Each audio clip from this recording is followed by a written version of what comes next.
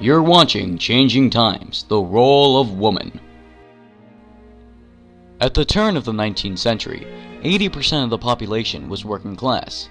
To be considered middle class, one had to have at least one servant, most of which were female. The 19th century also experienced a great shift in the role of woman. Let us explore the political and social factors that led to these. Most 19th century marriages were arranged to benefit the family financially. However, a double standard often prevailed within the contemporary marriage and divorce laws. It's as William Blackstone noted in the commentaries of the laws of England. If husband and wife were one body before God, they were one person in the law, and that person will be represented by the husband. The husband was considered the head of the family. Thus, all the property and the money earned by the woman belonged to the husband. This remained the case for several years to come until the passage of the Married Women's Property Acts of 1870 and 1882. Of course, it would be several decades before the Law Reform Act of 1935, which gave married men and women the same property rights. 19th century women were expected to be married by 21 and to have children within the first year of marriage. With such high infant mortality rates, households were much larger since parents expected some to die off.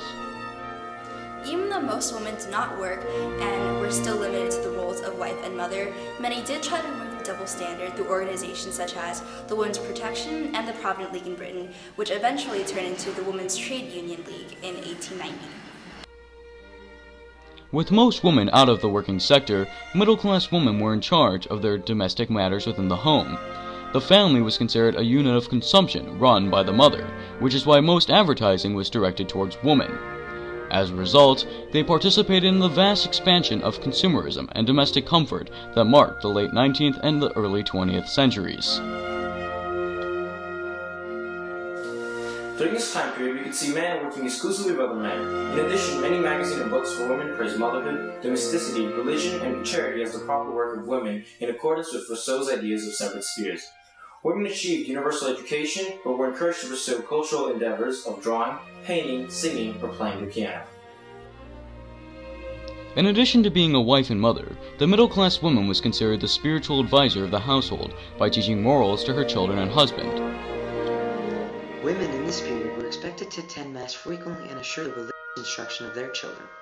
They were required to observe meatless Fridays and participate in religious observances. Prayer was a major part of their daily lives. This relation between religious and domestic life was one reason for later tension between religious and feminist leaders. They didn't get along very well. This period of religious revival is otherwise known as the Great Awakening. Philanthropy was also highly important for middle-class women because of their innate spirituality. Women were supposed to be particularly interested in the problems of poor women who demonstrated good character as well as her family. By the end of the century, middle-class women had become social workers for the church, private charities, and the government. Up to this point, Catholic churches were the only form of charity provided for the poverty-stricken.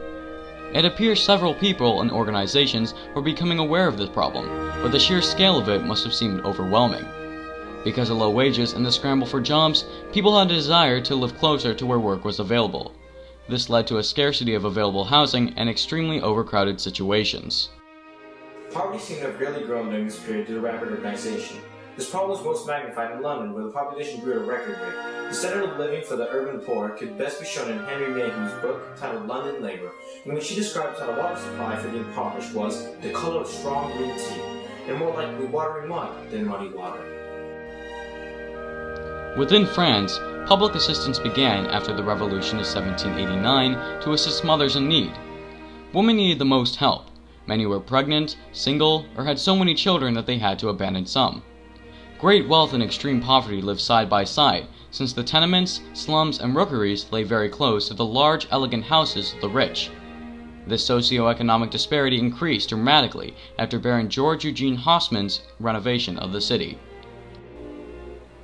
Towards the end of the 19th century, more than 25% of the population was living at or below subsistence level. Surveys indicated that around 10% were so poor that they couldn't even afford basic necessities. However, attitudes towards poverty began changing during this time period, as William Booth formed the Salvation Army in 1878, while in some places teachers began providing poor children with a free breakfast of bread and jam with a mug of cocoa.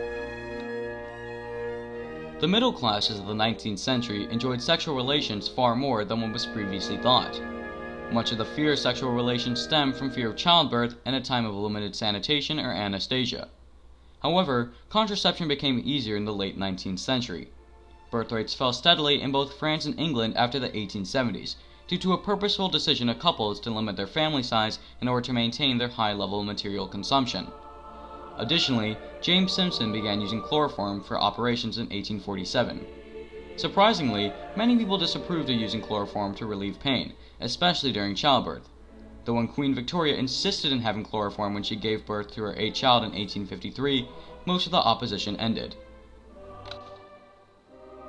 Prostitution became highly common in the urban cities as a means for impoverished women to make a living. Within 1854 Paris, 4,206 women of a population of 1.5 million were filed as filles publiques. This rise in prostitution thereby caused an increase in the prevalence of gonorrhea and syphilis. Specialized asylums for treating venereal disease or lock hospitals served to punish and separate social deviants from the general public. Medical cures were quite primitive and also extremely painful. The quality of treatment and the level of punishment involved was influenced by class and gender disparities. This rise in venereal disease also led to the enactment of the Contagious Disease Acts. The acts made the assumption that prostitution was a permanent and necessary evil. They condoned male sexual access to fallen women, and were specifically directed at women in order to protect the health of men. If the priority had been to fight venereal disease, then inspecting the prostitute's clients would have also been required by the acts. However, the assumption was that while men would be offended at the intrusion, the women were already so degraded that further humiliations were of no consequence. The entire purpose for the Contagious Diseases Act was to protect military and naval personnel from diseases by registering prostitutes. What the legislators did not expect was a growing social and political resistance led by the Ladies' National Association, led by Josephine Butler.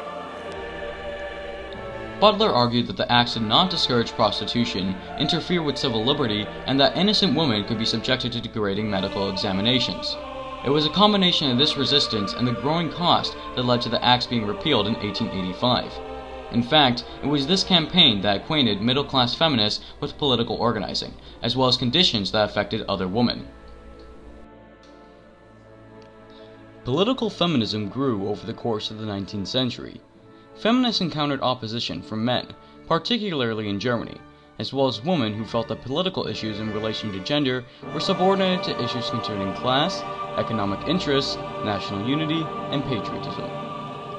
Feminism was pre-existent in the European continent. It's not as if it was an entirely new concept, but industrialization had caused the role of women to change, so to speak. They lost their traditional jobs and inhabited the domestic sphere much more than they ever had before.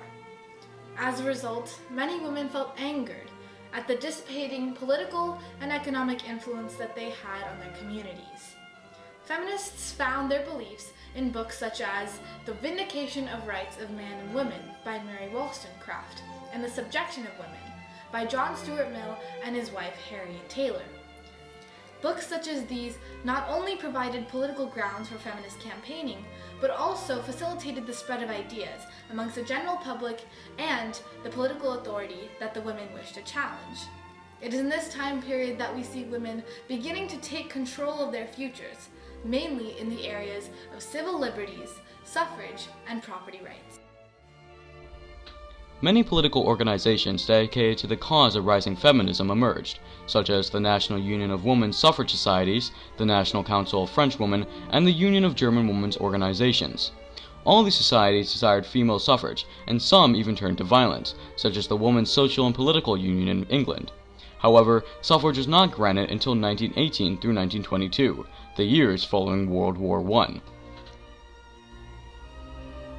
Thank you for joining us, and we hope to see you again on Changing Times.